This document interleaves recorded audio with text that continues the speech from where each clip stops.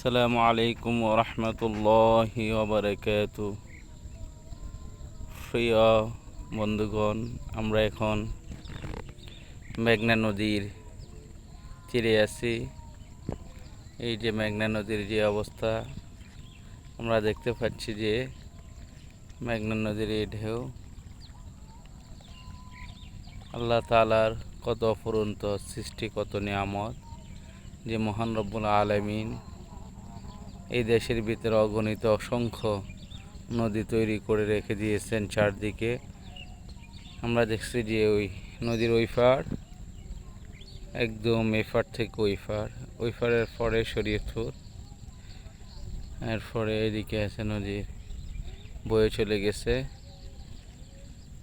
নদীর ওইদিকে ওই একদম দূরে দেখা যাচ্ছে যে নৌকা, ট্রলার, অনেক কিছুই।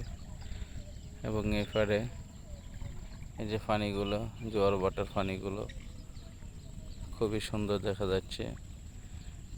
নদীর এপারে একদম মনে হচ্ছে যে আসমান নদীতে নেমে এসেছে।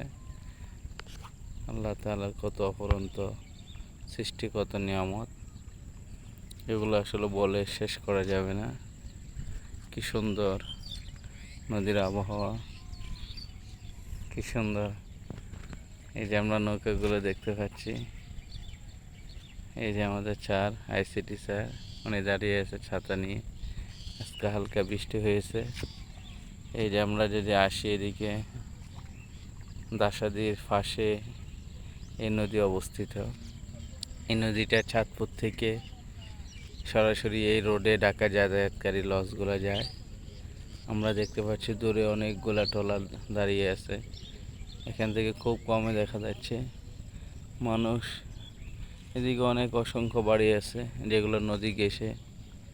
আল্লাহ রাব্বুল আলামিনের আমরা শুকর আদায় করি যে মহান রাব্বুল আলামিন এত সুন্দর এই পৃথিবী সৃষ্টি করে দিয়েছে, যেখানে আসলে মনে হচ্ছে যে আমাদের জীবনটা কত সুন্দর।